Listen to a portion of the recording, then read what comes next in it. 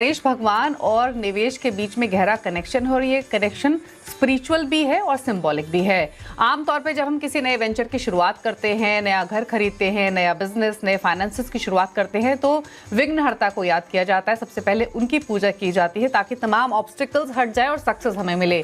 गणेश भगवान को उनके विजडम, उनके थॉट्स के लिए भी जाना जाता है और इसीलिए जब आप फाइनेंशियल प्लानिंग करते हैं तो बहुत इंपॉर्टेंट होता है clarity of thought, clarity of wisdom, patience. ये सभी एलिमेंट्स हमें भी रिक्वायर्ड होते हैं हमारी फाइनेंशियल प्लानिंग के लिए। और कभी क्या आपने ध्यान दिया है कि गणेश भगवान के क्यों बड़ा सर, बड़े कान और छोटी आंखें हैं? इनका भी खास कनेक्शन है आपकी इन्वेस्टमेंट अप्रोच को लेकर। आमतौर पे माना जाता है बड़ा सर यानी बिग थिंकिंग, छोटी आंखें यानी फोकस और बड़े कान ताकि आप ज़्यादा से ध्यान से सुन सकें कि एग्जैक्टली आपको करना क्या है। तो ये गहरा कनेक्शन है निवेश का और गणेश भगवान का। तो क्यों ना इस गणेश चतुर्थी, अगर अब तक आपने अपने निवेश की शुरुआत नहीं की है तो उसका श्री गणेश किया जाए।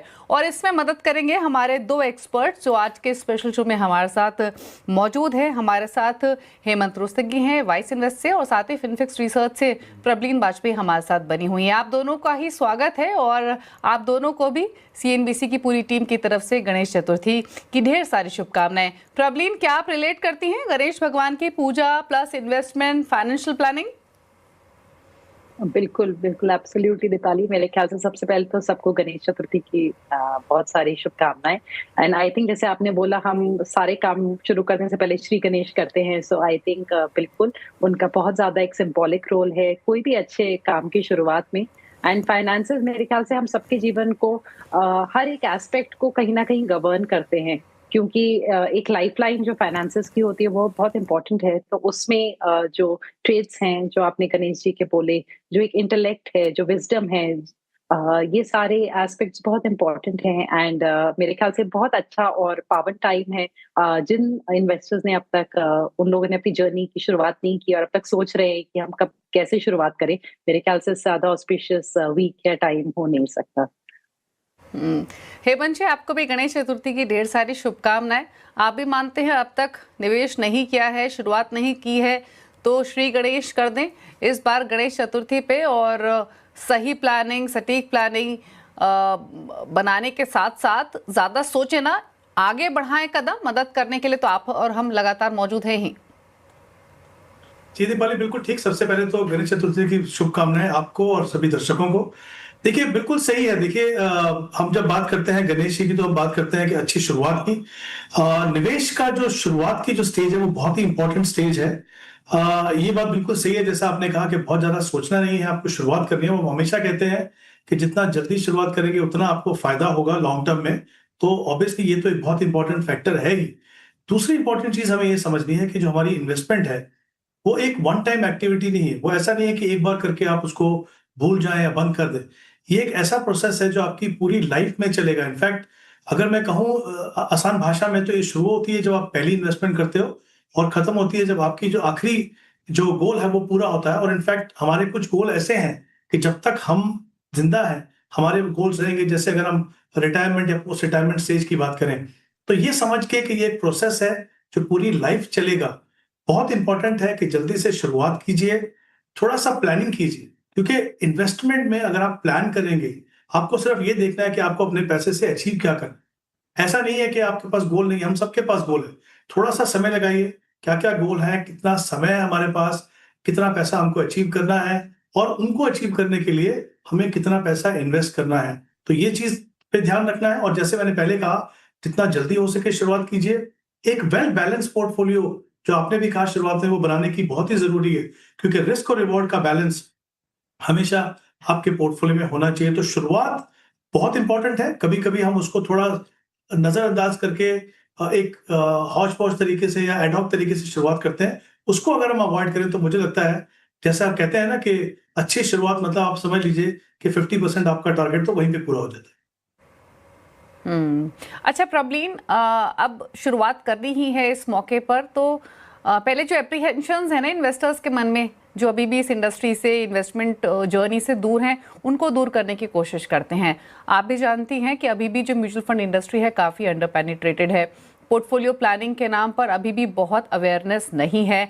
और इनफैक्ट मैं ये शो लगातार होस्ट करती हूँ और मैं आपको बताना चाहूँगी, मैं अगर अपनी एक्सटेंडेड फैमिली में जाऊँ तो बहुत सारे ऐसे लोग हैं जो ट्रेडिशनल एफडीज, आरडीज, स्कीम्स इनमें इन्वेस्ट करते आ रहे हैं और इससे बाहर निकलने के बारे में अगर उनको जानकारी दी जाए कि आप म्यूचुअल फंड्स में इन्वेस्ट कीजिए, प्रॉपर पोर्टफोलियो प्लानिंग कीजिए, तो बहुत सारे एप्रीहेंशंस उनके मन में हैं। कैसे होगा, क्या होगा, रिटर्न कितना मिलेगा, फिक्स नहीं हुआ, नुकसान हो गया तो उन एप्रीहेंशंस को मैं चाहती हूँ कि आप दूर करें।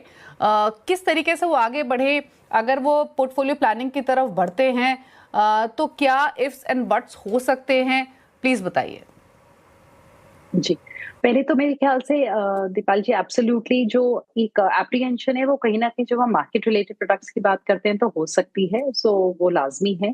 बट मेरे ख्याल से अगर कोई अपनी शुरुआत करना चाहते हैं तो कुछ बेसिक एस्पेक्ट्स का ध्यान रखिए मेरे ख्याल से जो उनको हेल्प करेंगे। नंबर 1 कि यहाँ पे आपको कुछ भी ऐसा नहीं सोचना है कि आज आप पैसा डालेंगे और कल आपका पैसा दुगना हो जाएगा और चौथे दिन 10 गुना हो सकता है, ऐसा कुछ नहीं है। ये एक सिंपल और बहुत सारा पेशेंस डिमांड करने वाला प्रोसेस है। यानी कि सबसे पहले जो भी आना चाहते हैं और अपनी इन्वेस्टमेंट जर्नी की शुरुआत करना चाहते हैं, उनको ये समझना है कि जब equity investing specially through mutual funds की हम बात कर रहे हैं, तो आपको नॉन लीनियर कंपाउंडिंग का जो एक कॉन्सेप्ट है उसको समझना है। क्योंकि आज आपने पैसा डाला, ऐसा हो सकता है कि जो आपकी एसआईपी है वो आपको 1 साल में भी कुछ रिटर्न्स ना दे, 2 साल में भी रिटर्न ना दे। यानी कि आपका काफ़ी यहाँ पेशेंस जा सकता है। यहाँ पे मेरे ख्याल से एक बहुत अच्छा उदाहरण है दीपाली, जिसको हम चाइनीज बैम्बू बोलते हैं, जहाँ पे जो किसान होता है वो 3 से 4 साल खेती करते रहते हैं और जमीन के ऊपर कोई फसल नहीं दिखती है और 5वें साल में जाके जो पूरी जो चाइनीज बैम्बू है उसकी ग्रोथ आती है और अचानक से बहुत लंबी होती है। तो यानी कि जो ग्रोथ है वो अंडरनीथ हो रही है। तो यहाँ पे जब भी आप शुरुआत करें, आप इमीडिएट रिटर्न्स का ख्याल भूल जाएं। आपको इसको मिनिमम 5 इयर्स का एक तपस्या बना के चलना है एंड 5 ईयर एंड अपवर्ड की तरफ ही आप इक्विटी में निवेश करें। सेकेंडली मेरे ख्याल से दीपाली, अपने जो आपका रिस्क एपेटाइट है, जो आपकी खुद की फाइनेंशियल सिचुएशन है, बिकॉज हर इंसान की अलग है, उसके हिसाब से भी आप सिर्फ इन्वेस्टमेंट करें।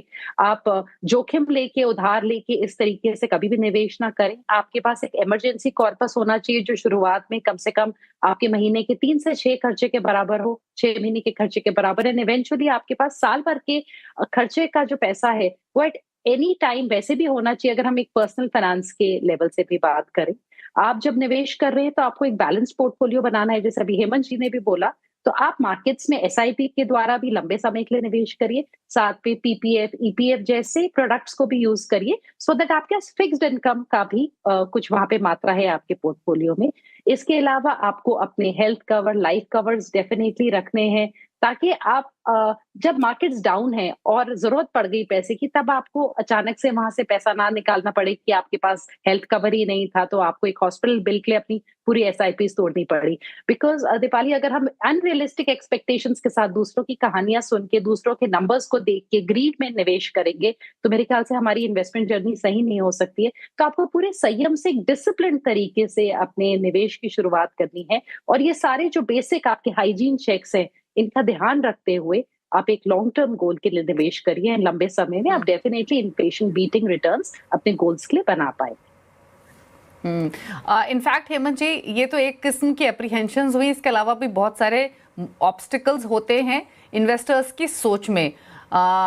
हालांकि बहुत अवेयर हो रहे हैं हमारे इन्वेस्टर्स। आपने देखा है योर मनी में भी बहुत यंग इन्वेस्टर्स भी हमारे पास आते हैं जो कि बड़े गोल्स लेकर आते हैं, सही प्लानिंग कर रहे हैं। बट फिर भी काफ़ी तबका ऐसा भी है, अगर आप यंग इन्वेस्टर्स के पास जाएं, 25-35 साल वाले, वो सोचते हैं कि अभी पहले अपने शौक पूरे कर ले, निवेश के लिए तो बाकी उम्र पड़ी हुई है। मिडिल एज में जाएंगे 45-50 वाले, वो सोचेंगे कि शायद अभी बहुत लेट हो चुका है, म्यूचुअल फंड इन्वेस्टमेंट के लिए तो लॉन्ग टर्म होराइजन चाहिए, अभी 5-10 साल में क्या ही हो पाएगा। सिमिलरली एक सीनियर सिटीजन की कैटेगरी हो जाती है। तो इस तरीके के जो सोच में ब्लॉकेजेस हैं वो भी काफ़ी हैं इन्वेस्टर्स के मन में। अब आप बताइए कि हर एज ब्रैकेट में भी प्लानिंग की जा सकती है, हालांकि जो प्लानिंग स्ट्रैटेजी है वो डेफिनेटली डिफर हो सकती है। जी दीपाली, आई थिंक ये बहुत ही इंपॉर्टेंट एस्पेक्ट है। जैसा आपने कहा कि काफी बार जो यंग निवेशक होते हैं, जो यंग इन्वेस्टर्स हैं, उनको लगता है कि बहुत लंबा समय है, तो अभी जल्दी क्या है, आराम से शुरुआत करेंगे। बट आई थिंक कहीं ना कहीं आपको बहुत महंगा पड़ता है। मैं एक छोटा सा एग्जांपल देता हूं आपको। अगर आप 25 साल की उम्र में 10,000 की एसआईपी करते हैं, अगर हम 12% का रिटर्न मान के चलें, तो 35 साल के बाद आपको करीब 5.5 करोड़ का कॉर्पस मिलेगा।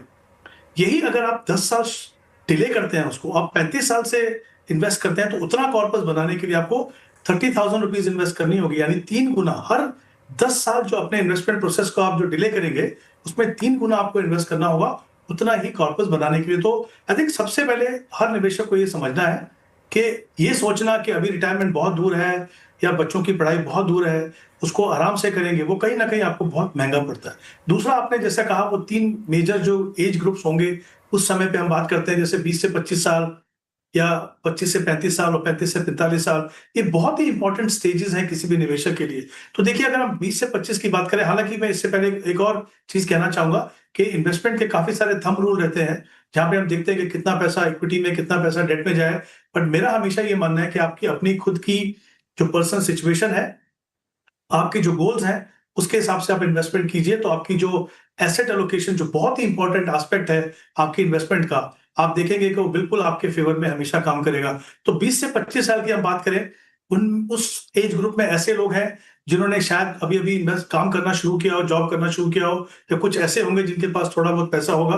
तो ये बहुत ही इंपॉर्टेंट स्टेज है अपने इन्वेस्टमेंट प्रोसेस को शुरुआत करने के लिए, समझने के लिए कि जैसे अभी प्रवीण ने बात की, हम बात कर रहे थे कि मार्केट डे प्रोडक्ट में जो डर रहता है, वो डर निकालने के लिए आपके पास बहुत ज्यादा समय नहीं है, बहुत ज्यादा पैसा नहीं है, इनफैक्ट समय आपके पास बहुत है। तो अगर आप गलती भी करेंगे तो छोटे अमाउंट पे करेंगे, और जब तक आप उस स्टेज पे पहुंचेंगे कि आपके पास बड़ा पैसा इन्वेस्ट करने के लिए, तब तक जो डर, जो मिसकंसेप्शंस हैं, तब तक निकल चुके होंगे। अगली स्टेज की अगर आप बात करें, मान लीजिए 25 से 35 साल, तो ये बहुत ही इंपॉर्टेंट स्टेज है, क्योंकि यहाँ पे ऐसे लोग हैं जो 8-10 साल से काम कर रहे होंगे, या जिन्होंने अपना करियर अभी शुरू कर दिया होगा। तो सबसे पहले रिस्क मैनेजमेंट पे ध्यान दीजिए। इंश्योर कीजिए कि आप life insurance, health insurance, emergency fund आपने बनाया है, अपने गोल्स को आप यहाँ पे रिफाइन कर सकते हैं, क्योंकि ये बहुत इंपॉर्टेंट स्टेज है। और अगली स्टेज की अगर मैं बात करूं 35 से 45, तो तब तक आपके कुछ गोल्स के लिए आपने पैसा निकालना शुरू कर दिया होगा। आपका फोकस क्लियरली, आपका जो फोकस है वो रिटायरमेंट पे होना चाहिए, कि आपका रिटायरमेंट गोल आपने ठीक से किया कि नहीं। तो ये ऐसी स्टेजेस हैं जहां पे हर स्टेज पे आपको एक सही डायरेक्शन में अपने पोर्टफोलियो को रखना है, ताकि जितने भी इंपॉर्टेंट गोल हो, जितना भी बड़ा पैसा आपको चाहिए, वो आप पूरा कर सके। सिर्फ प्लानिंग की जरूरत है और उसको फॉलो करने की जरूरत है। अच्छा, प्रबलिन, एक चीज और बताइए, टाइम होराइजन के हिसाब से जो रिस्क एपेटाइट है, उसको प्लान करना कितना इंपॉर्टेंट है? क्योंकि आज की डेट में ऐसे इन्वेस्टर्स भी हैं जो 2 साल का, 3 साल का नजरिया लेकर भी अग्रेसिव अप्रोच के साथ आगे बढ़ना चाहते हैं। But I am sure thumb rule होता है इन्वेस्टमेंट का, रिस्क टेकिंग एपेटाइट का भी। टाइम होराइजन के हिसाब से किस तरीके की एपेटाइट रखे? 15 साल, 20 साल का नजरिया है तो क्या अप्रोच रखे? 2 से 5 साल का नजरिया है तो अप्रोच क्या रखे? जी दीपाली, एब्सोल्युटली। जो सबसे ज्यादा मेरे ख्याल से जहाँ पे इन्वेस्टर्स मात खाते हैं, वो यही है कि शायद वो सेम रिटर्न्स एक्सपेक्ट कर रहे हैं और इन्वेस्टमेंट होराइजन को कई बार उसमें ध्यान नहीं देते हैं। और जो हमारा कंपाउंडिंग का फॉर्मूला है, उसमें जो हमारा टाइम एलिमेंट है, वो बहुत ही इंपॉर्टेंट है। सो टाइम एलिमेंट पे आपकी नजर रहनी चाहिए। अगर मार्केट्स में आपका पैसा 1 से 3 साल के लिए आ रहा है, तो हमें वहां जोखिम नहीं उठाना है, बिकॉज जो भी आपका असल लगा है, हमें कैपिटल प्रेजर्वेशन पे वहां फोकस करना है। आपके रिटर्न्स बने, बट उतने ज्यादा बन नहीं सकते, और इस रियलिटी को हमें एक्सेप्ट भी करना है कि अगर आपने मार्केट्स में पैसा लगाया और आपका होराइजन सिर्फ 2 साल था, तो आप कुछ ऐसा प्रोडक्ट ले सकते हैं जहां पे आपको ज्यादा टैक्स एफिशिएंसी हो सकती है, तो आपके पोस्ट टैक्स रिटर्न्स बेटर हो सकते हैं as compared to fixed deposit probably. But ऐसा नहीं है कि आपके सुपर नॉर्मल रिटर्न्स होंगे। तो सबसे पहले आप टाइम होराइजन के हिसाब से अपना रिस्क को आपको थोड़ा रिड्यूस करना है, कि अगर आपका टाइम थोड़ा कम है तो आप थोड़ा कम जोखिम उठाइए। सो 1 से 3 साल में आप प्रोबेबली ज्यादा डेट फंड्स की तरफ या इनकम प्लस आर्बिट्राज टाइप के फंड्स की तरफ जाएंगे, या आपको जहां पे कैपिटल प्रेजर्वेशन पे फोकस रखना है, रिस्क आपका कम होना चाहिए। अगर आपके पास let's say 3 years to 5-6 years का होराइजन है, तो आप बीच के कहीं पे सेगमेंट में हैं, तो वहां पे आप हल्का फुल्का, depending on your own situation, because जैसे हेमंत जी ने बोला, हर इंसान की, हर निवेशक की जो अपनी जर्नी होती है, तो जो मेरा रिस्क एपिटाइट है वो शायद मेरी उम्र के किसी व्यक्ति का नहीं होगा, उनका अलग होगा। तो अगर आपका हल्का रिस्क एपेटाइट है वहां पे, तो आप प्रॉबेबली एक लार्ज कैप या फ्लेक्सी कैप फंड भी उठा सकते हैं। पर अगर आपका और थोड़ा कम रिस्क एपेटाइट है, रिस्क एपेटाइट को जानने के बहुत तरीके होते हैं, हमारे पास बहुत सारे ऐसे मॉडल्स हैं जिनके थ्रू आपको निकल आता है आपका रिस्क एपेटाइट, तो आप हाइब्रिड्स में जाइए दीपाली, जैसे कि बैलेंस्ड एडवांटेज फंड्स हो गए और मल्टी एसेट एलोकेशन फंड्स। और अगर बहुत लंबा टाइम है तब डेफिनेटली आप ज्यादा इक्विटी की तरफ रहिए, बिकॉज लंबे समय में आप वो पैसा अपने लिए बना पाएंगे। एक रिटायरमेंट गोल के लिए अगर हम बात करें दीपाली, तो अगर आज आपका खर्चा 50,000 है तो 12 साल में वो खर्चा आपका डबल हो जाएगा, घर का 1 लाख हो जाएगा। और अगर आपको 60 to 90, अगर आपको 30 साल की जिंदगी मान लीजिए उस पैसे पे चलानी है, तो in let's say remaining 12 years में आपको एक 4 करोड़ से प्लस का कॉर्पस अपने लिए खड़ा करना होगा, जिसके लिए अगर आप बहुत कम रिस्क लेके निवेश करते हैं तो आपको बहुत ज्यादा निवेश करने की जरूरत होगी। तो वहां पे आपको थोड़ा हाई रिस्क में जाना है। चलिए रुक रहे हैं इसी के साथ एक ब्रेक के लिए, और ब्रेक के उस पार प्रॉपर पोर्टफोलियो प्लानिंग पर करेंगे चर्चा। कहाँ निवेश करें, किन पॉकेट्स में करें, और लमसम करें या SIP करें, करंट मार्केट सिनेरियो में क्या बेस्ट अप्रोच होनी चाहिए, इस पर भी करेंगे बातचीत एक छोटे से ब्रेक के बाद।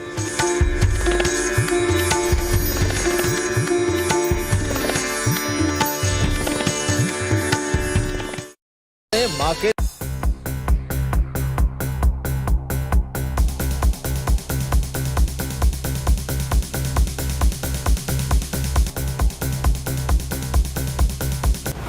मार्केट के आखिरी 1.5 घंटे का सारा एक्शन। ओवरनाइट पोजीशन कोई भी कैरी करें तो हेज जरूर करें अपने आप को। हेज करना इस मार्केट में बहुत जरूरी है। क्लोजिंग बेल बजने से पहले कीजिए जबरदस्त कमाई। शुरुआत तेजी के ट्रेंडिंग स्टॉक के साथ होगी। आज इसने 20 डेमा से रिवर्सल लिया, जाने माने एक्सपर्ट्स के साथ। आवली चार्ट्स और मोमेंटम को देखते हुए यहाँ पे पोजीशन बनाई जा सकती है। तो बाय एंड एक्यूमुलेट की ही सलाह है इस स्टॉक पे। देखिए कमाई का अड्डा।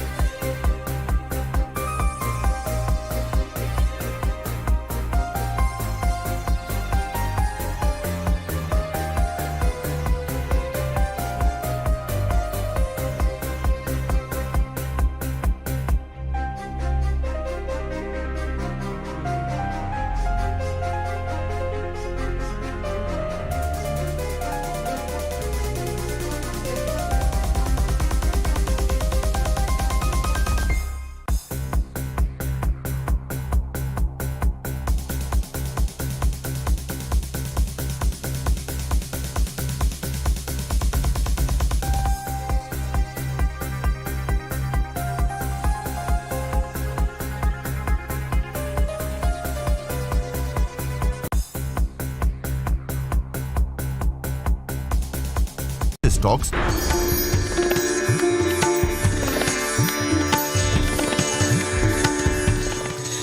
ब्रेक के बाद आपका स्वागत है। आप देख रहे हैं सीएनबीसी आवाज स्पेशल विघ्नहर्ता के वेल्थ मंथ। हमारे साथ हैं हेमंत रुस्तगी, प्रवीण वाजपेयी। लेकिन अब बात करेंगे पोर्टफोलियो प्लानिंग से जुड़े हुए कुछ और इंपॉर्टेंट एस्पेक्ट्स की। और हेमंत जी, इनफैक्ट अब जिस तरह का करंट मार्केट सिनेरियो है, इस मार्केट सिनेरियो में आपसे समझना चाहेंगे कौन सी वो मिस्टेक्स हैं जो इन्वेस्टर्स को नहीं करनी है एग्जिस्टिंग पोर्टफोलियोज में, या नई प्लानिंग अगर कोई पोर्टफोलियो की कर रहा है उस स्थिति में। देखिए दीपाली, सबसे पहले तो मैं कहना चाहूंगा ये बहुत ही इंपॉर्टेंट एस्पेक्ट है, और सबसे इंपॉर्टेंट चीज ये है कि आप जब भी इन्वेस्ट करें आप करंट मार्केट सिचुएशन को देख के आप इन्वेस्ट नहीं करेंगे। क्योंकि ऐसा अगर हुआ तो अगर बाजार मान लीजिए बहुत अच्छा कर रहा है तो आप बहुत ज्यादा पैसा इक्विटी में लगा देंगे, या अगर बाजार अच्छा नहीं कर रहा तो बहुत ज्यादा पैसा आप डेट में या कंजर्वेटिव ऑप्शन में लगा देंगे। और दोनों के दोनों सिचुएशन जो है लॉन्ग टर्म में आपके पोर्टफोलियो और आपके फाइनेंशियल फ्यूचर के लिए अच्छा नहीं है। दूसरी इंपॉर्टेंट चीज ये है कि मार्केट में वॉलेटिलिटी जो है एक बहुत ही नेचुरल सा फिनोमिनन है। अलग अलग समय पे अलग अलग कारणों से मार्केट में वॉलेटिलिटी आएगी। आपको जो आपका टाइम होराइजन आपने जो डिफाइन किया गोल का, उस पर कमिटेड रहना है। अगर आप उसको फॉलो नहीं करेंगे तो आप देखेंगे कि आप अपनी एसेट एलोकेशन को समय समय पे बदलेंगे, तो जो एंड रिजल्ट होगा, जो होना चाहिए, उससे कहीं अलग होगा। तो आई थिंक ये मुझे लगता है बहुत ही इंपॉर्टेंट एस्पेक्ट है कि जिसपे आपको ध्यान देना है। तीसरी बात, कभी भी अपनी एसेट एलोकेशन को आप मत छोड़िए। एसेट एलोकेशन का सबसे इंपॉर्टेंट फायदा वही है कि वो आपको बताता है कि आप कितना रिस्क ले रहे हो अपने पोर्टफोलियो में, और आपको ये भी बताता है कि आप किस तरह का रिटर्न एक्सपेक्ट कर सकते हो। क्योंकि एसेट एलोकेशन में जब आप डिफरेंट एसेट क्लासेस को देखते हो तो आपको पता है कि ऑन एन एवरेज कितनी रिटर्न आपको मिल सकती है। तो कहीं ना कहीं जो डिसअपॉइंटमेंट हमें एज एन इन्वेस्टर होती है वो आपको नहीं होती है। तो आई थिंक ये 3 इंपॉर्टेंट एस्पेक्ट किसी भी निवेशक को हमेशा ध्यान रखना है। और सबसे इंपॉर्टेंट, जैसे मैंने शुरुआत में कहा, अपनी जो भी डिसीजन ले इन्वेस्टमेंट को अपनी जरूरत के हिसाब से लें। आपकी क्या रिक्वायरमेंट है, ना कि मार्केट में अभी क्या हो रहा है। अच्छा प्रबलीन, आपके हिसाब से करंट मार्केट सिनेरियो में लमसम पैसा डालना बेहतर है या लमसम बिल्कुल अवॉइड करें, स्टैगर्ड वे में निवेश करें, एसआईपी बाइंग करें? क्योंकि देखिए ज़बरदस्त रिटर्न हमने एक्विटीज़ हो, स्टॉक्स हो या म्यूचुअल फंड्स हो उनकी तरफ से पिछले 4-5 सालों में आते हुए देखे हैं। इस साल की शुरुआत से आई एम श्योर ज़्यादातर जिन्होंने नई शुरुआत की होगी उनके पोर्टफोलियोज या तो फ्लैट होंगे या थोड़े बहुत नेगेटिव साइड पर ही होंगे। तो उस स्थिति में किस तरीके की अप्रोच होनी चाहिए अगर हम नई निवेश की बात कर रहे हैं?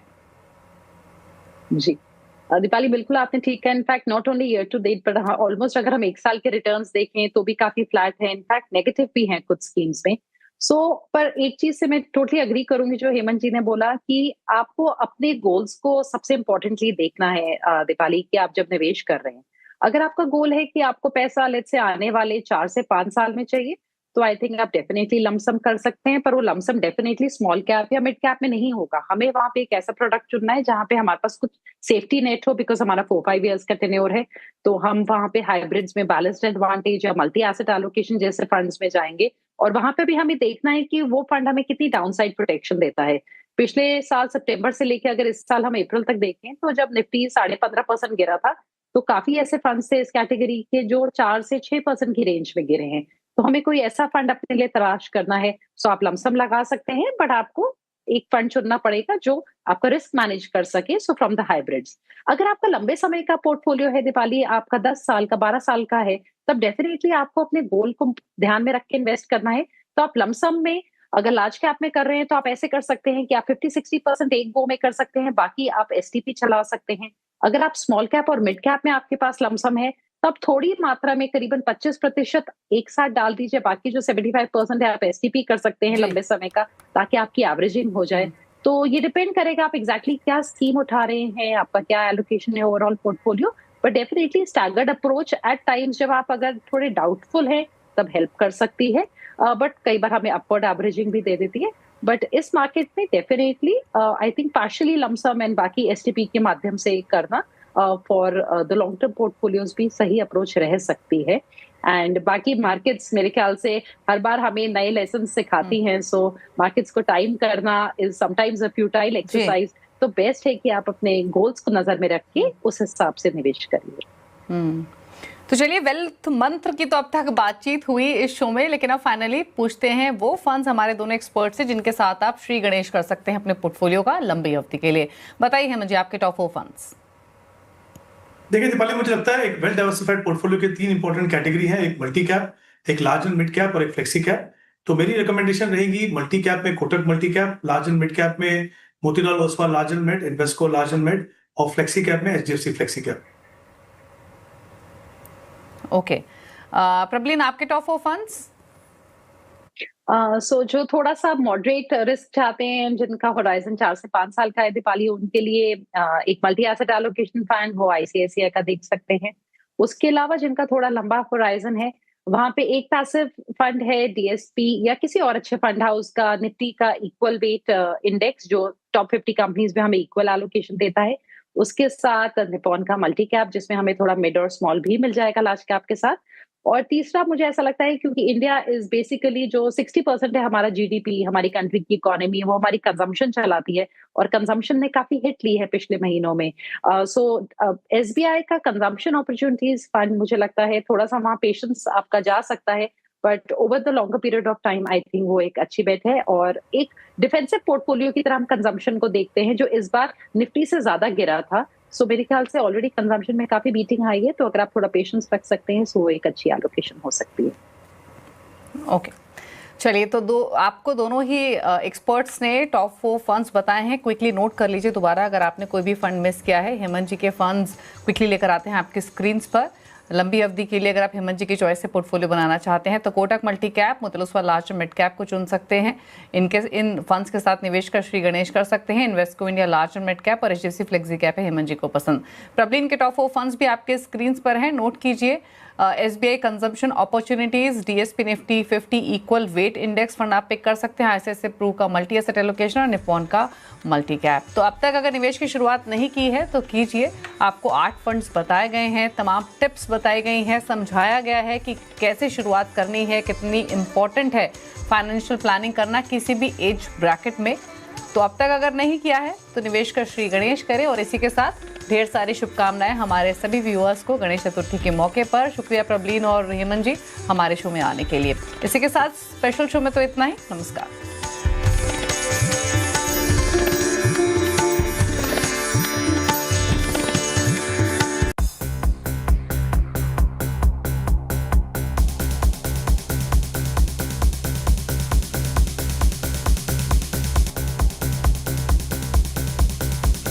ट्रेड्स में आपका स्वागत है। हर रोज 10 बजे रहिए एक धमाकेदार शो के लिए तैयार। अगर मार्केट को आप रिस्पेक्ट नहीं करेंगे ना तो फिर आप मिजरेबल फील करेंगे। कोई सस्टेन्ड बुल मार्केट नहीं है यहाँ पे। मार्केट के मास्टर्स देंगे दमदार ट्रेडिंग आइडिया। मुझे लग रहा है यहाँ पर लॉन्ग पोजीशंस आपको ऐड